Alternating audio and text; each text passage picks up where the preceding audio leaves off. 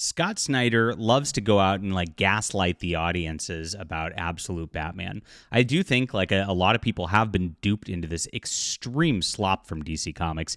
It is not a good storyline. There's not a lot of redeeming to it. It's got this Rob Liefeld pouches design to it that's pretty ugly. And all the characters are just bastardizations of everything that's come before. Not only that, but there's been heavy identity politics and political messaging into it. Scott Snyder's been signaling that, attending No Kings protests and attacking Trump constantly on his X, blocking anybody who disagrees with him, much like the mainstream industry has been wont to do for a long time. And yet they're continuing on. And this is the comic industry's bestseller. Now, I'm told from behind the scenes, because I do have my sources, that Absolute Batman is selling under 100,000 units now at this point in its run. So it's not the giant success saving the comic industry that other channels might be telling you it is.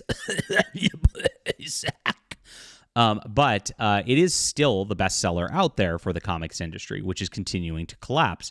And this just turns readers off. So this is pretty interesting as he went in and he does these shill interviews, and all these companies do these shill interviews.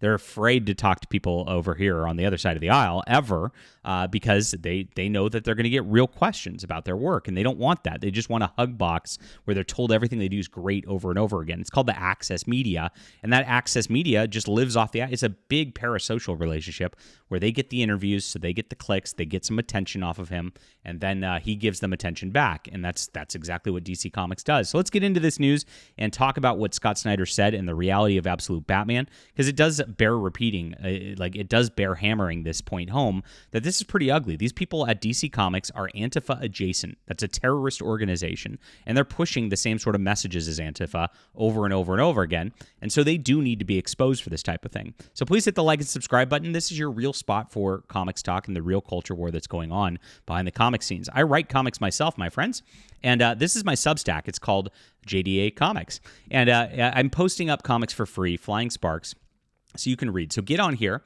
and I post a page almost every day when I remember to do so. I've been a couple days, sorry about that, but I try to load them all up and schedule them for a few days, and we got about halfway through the 5th issue of Flying Sparks, so you have 4.5 free issues of comics right now to read. This is stuff without that crazy Antifa messaging. It brings back the fun that DC Comics used to have back before the New 52. That's where I try to go back to again. It's good stuff. So check it out. It's in the description below. It's absolutely free. And if you do want to support us, this acts like a Patreon. And it is, you can just throw in $5 a month. And it helps me pay for art and the like as we go along here. And it supports the channel as well. So thank you, everybody who does so. It's in the description below, as I said. All right. So let's get into this news. Absolute Batman writer Scott Snyder recently shared what his inspiration for the series was, claims it stems from his childhood fears of school shooters and seeing billionaires as antagonists. Ho-hum, how boring is this, right? So, by the way, it is the inversion of Batman. It's the anti-Batman. They call it absolute, but it is really opposite. Bruce Wayne is a billionaire who acts as a philanthropist and uses his ability to do right in the world. This is his fear of billionaires and fear of school shooters, right? And it's this is the type of stuff that means instilled into everybody, and this is why people like Scott Snyder get corrupted into their little establishment spots. And then they push it even more through this fiction, and it just propagandizes even more people. That's what we're seeing here right now. In an interview with CBR, he said, so here I was about, what do my kids look out at the world and see as teenagers? Yeah, right.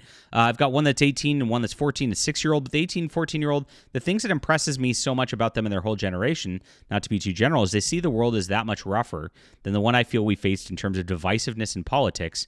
But that's just the problems they feel much more daunting. That's really funny because, again, Scott Snyder and his ilk actually push the divisive politics. The Whisper Network within DC Comics and Marvel Comics blacklist conservatives. They call us all Nazis. They call us all white supremacists. They urge everybody and the people reading these to go punch Nazis and actually cause problems for real people. You are responsible for this, Scott Snyder, and you're probably instilling your children with the same fear at this point.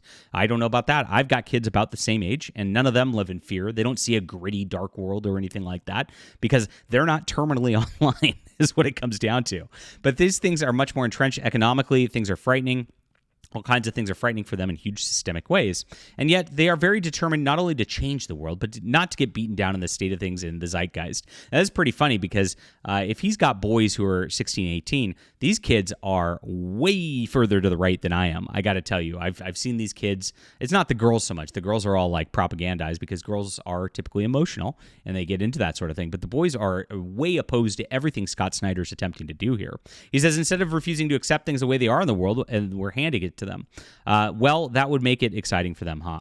So we've grown up with this fear of school shootings and mass shootings from kindergarten.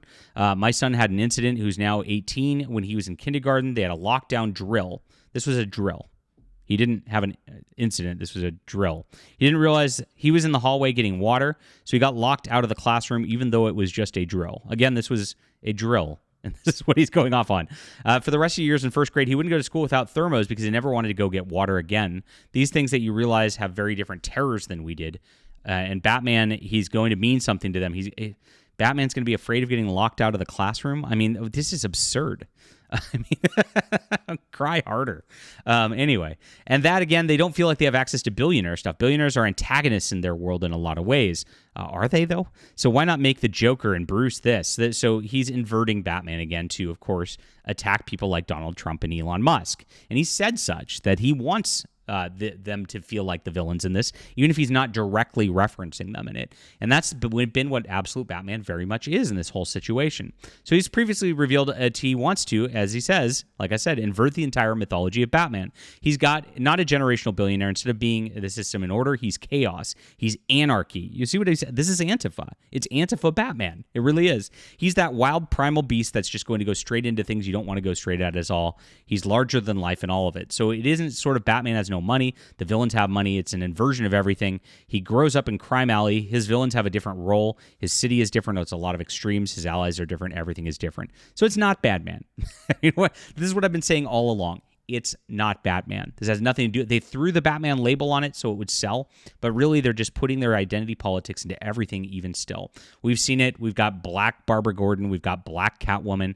We've got Black Woman Green Lantern. I mean, it is all pushing the exact same agenda that they've been pushing for years. And with that Daniel Warren Johnson just disgustingness with the annual, with just like the straight up like slop pornography that was in issue number 13 of this, they're not actually telling good stories or anything like that. It's all a lie, and they're trying to gaslight you there's just some deeper sort of thing to it when there's really not. These are just woke activists pushing their woke nonsense once again.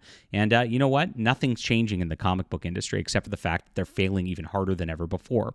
Like I said, this is selling less than 100,000 units now, and that's the top book in the comic book industry. That means that things are not going well across the board, my friends. And as much as they're trying to say otherwise, there's a reason that they're not not sharing their sales numbers publicly. If they were actually succeeding, they'd share that. They really would. All right, leave a comment down below with what you think about this. Please hit the like and subscribe button, and do check out my Flying Sparks here, JDA Comics Substack. We'll be back soon.